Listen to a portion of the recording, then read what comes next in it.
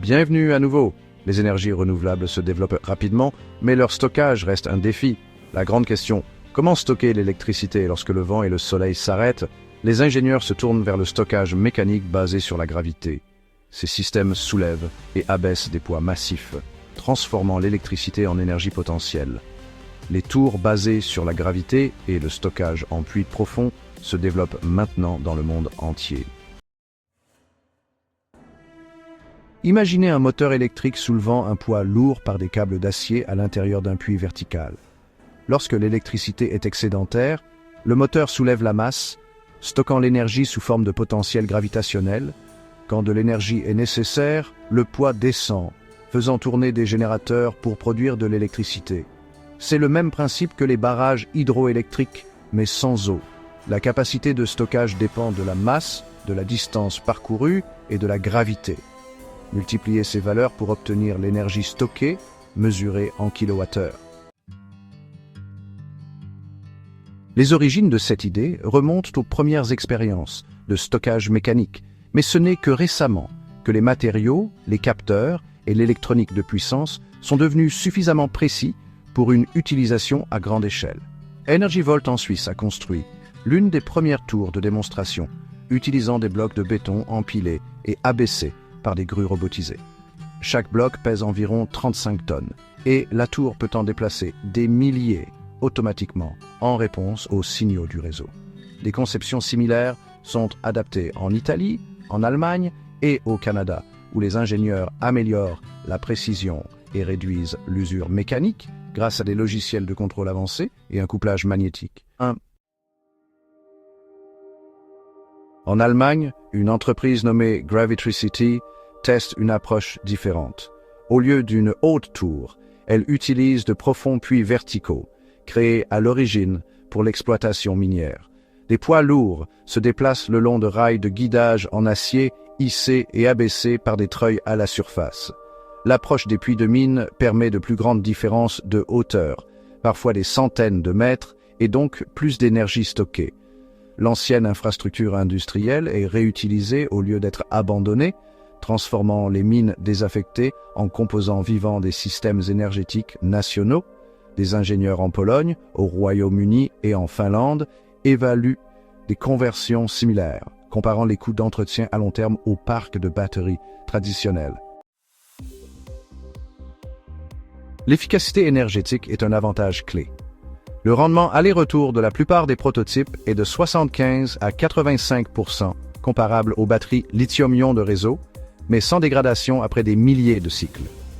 La principale limitation est le temps de réponse. Les batteries réagissent en millisecondes, les systèmes gravitationnels prennent des secondes. Néanmoins, les opérateurs peuvent planifier les levées et les descentes en fonction des prévisions météorologiques, assurant ainsi la stabilité du réseau.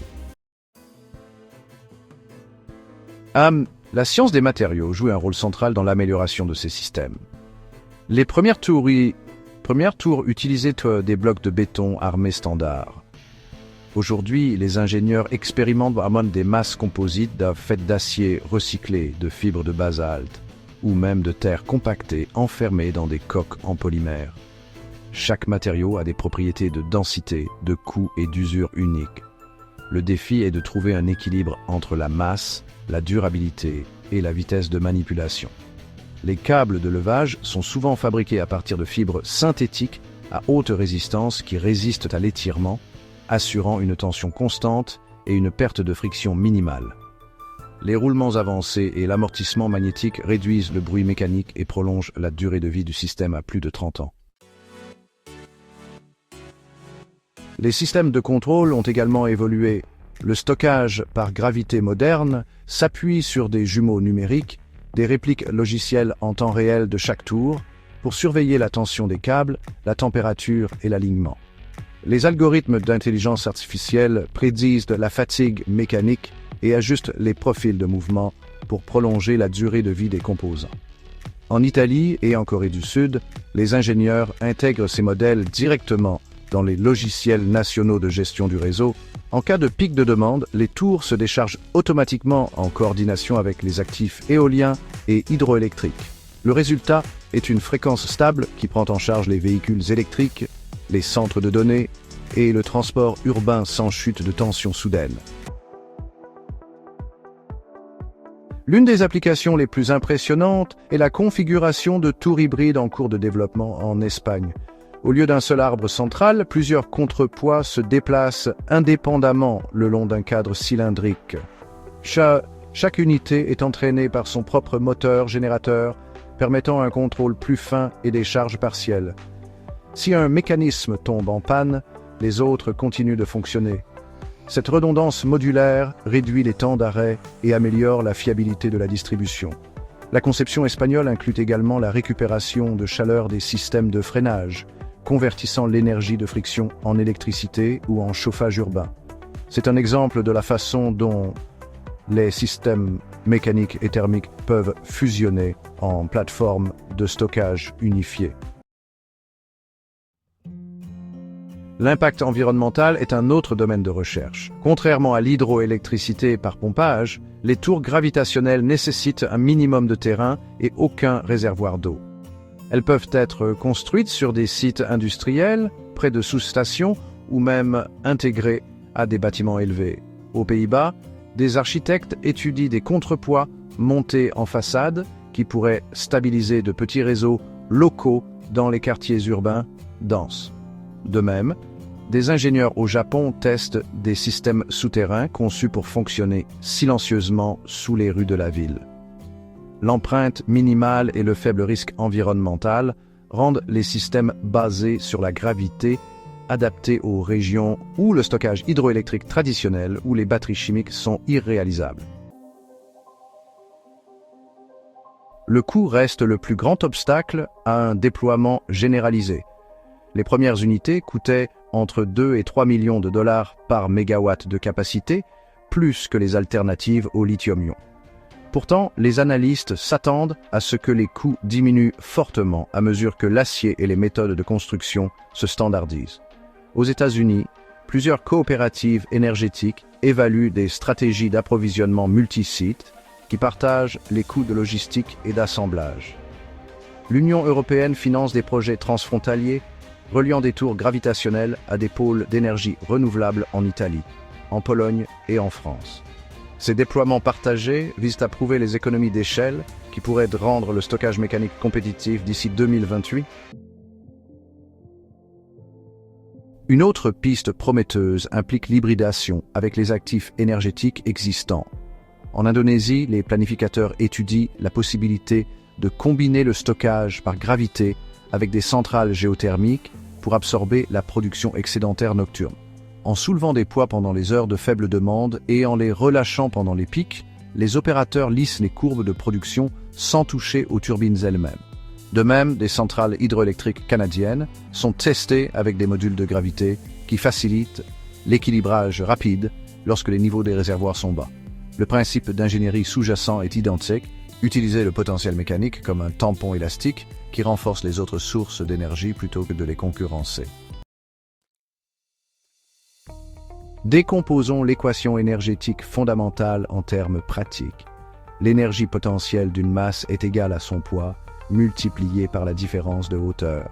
Un bloc de 35 tonnes, soulevé de 100 mètres, stocke environ 9,6 mégajoules. Multipliez cela par des centaines de blocs, et les chiffres deviennent significatifs à l'échelle industrielle. Une tour de 150 mètres de haut avec 5000 tonnes de masse mobile peut stabiliser un parc éolien. Un logiciel de contrôle de précision garantit que l'énergie générée correspond à la fréquence du réseau. Les systèmes de sécurité sont essentiels. Les ingénieurs conçoivent de multiples couches de freinage, y compris des embrayages mécaniques, le freinage régénératif via le générateur et des dispositifs de sécurité d'urgence qui bloquent la charge instantanément en cas de perte de puissance. Le mouvement de chaque bloc est suivi par des capteurs LIDAR et des encodeurs redondants, assurant une précision au centimètre près. Des tests menés en Suisse ont montré que même en cas de simulation de rupture de câble, le bloc s'arrêtait à moins d'un demi-mètre de la prédiction. Ce niveau de fiabilité est crucial si ces systèmes doivent être construits près des zones peuplées. Des normes de certification nationales sont en cours d'élaboration pour réglementer la construction, l'entretien et le contrôle opérationnel de ces tours énergétiques. La réduction du bruit et l'esthétique influencent également l'acceptation du public.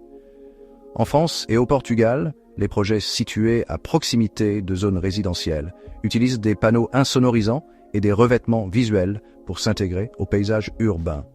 Certaines tours expérimentales servent même de repères architecturaux avec des effets d'éclairage synchronisés au flux d'énergie. Des visites publiques et des expositions éducatives expliquent comment la gravité se transforme en électricité, aidant les communautés locales à apprécier l'infrastructure visible de l'énergie propre. Ces éléments de conception centrés sur l'humain peuvent sembler secondaires, mais l'expérience montre que la perception du public détermine souvent si une technologie se développe ou stagne après ses premières installations. Passer du prototype aux réseaux nationaux implique à la fois de l'ingénierie et de la politique. Les opérateurs de réseau doivent certifier que les systèmes basés sur la gravité peuvent participer au marché des services auxiliaires, à la régulation de fréquences, aux réserves de capacité et à l'écrêtement des pointes. L'Italie et l'Allemagne ont déjà élaboré des cadres permettant au stockage mécanique de bénéficier de la même compensation que les systèmes de batterie. En Amérique du Nord, les opérateurs de transport mettent encore à jour les normes pour les inclure. Une fois intégrés, les tours gravitationnelles peuvent agir comme des nœuds distribués, se chargeant automatiquement lorsque l'approvisionnement en énergie renouvelable est élevé et se déchargeant pendant les pics de demande. Cette répartition basée sur des logiciels les intègre aux réseaux intelligents qui émergent dans le monde développé. Une variante émergente utilise des chambres souterraines plutôt que des tours. Le principe est inversé.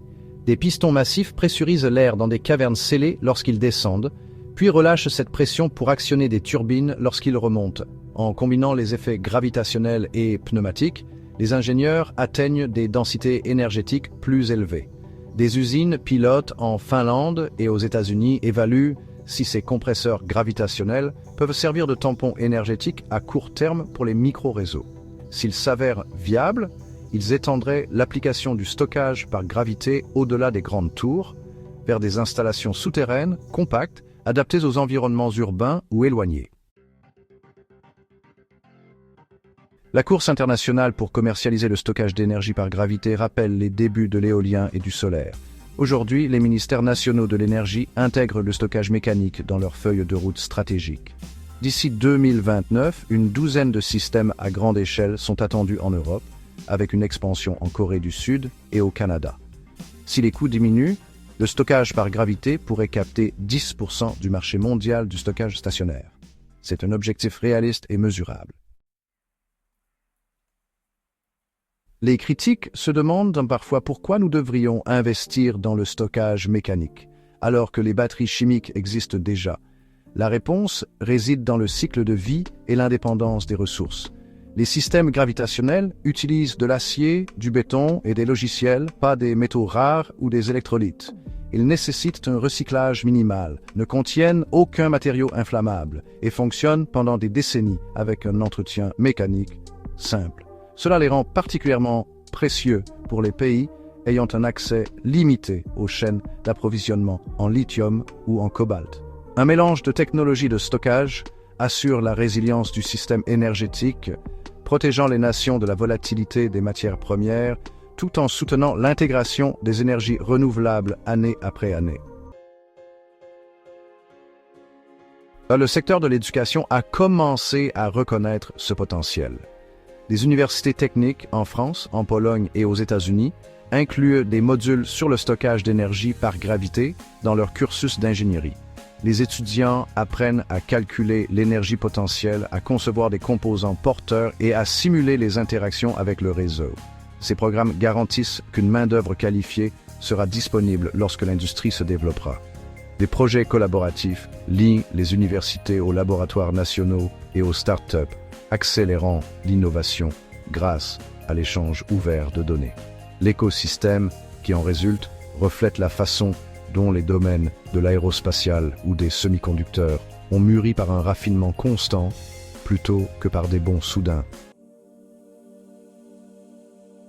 Les futures versions de ces systèmes combineront probablement l'intelligence artificielle, des masses en lévitation magnétique et des engrenages adaptatifs qui s'ajustent au cycle quotidien du réseau. En éliminant la friction et en optimisant les courbes d'accélération, ils pourraient atteindre des rendements supérieurs à 90%.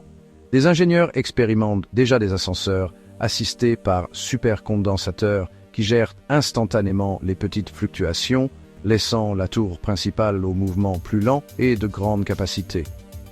Cette hybridation du stockage rapide et lent au sein d'un même cadre mécanique pourrait redéfinir la manière dont les réseaux maintiennent leur stabilité, mêlant la physique classique à l'automatisation moderne dans une conception unique et élégante.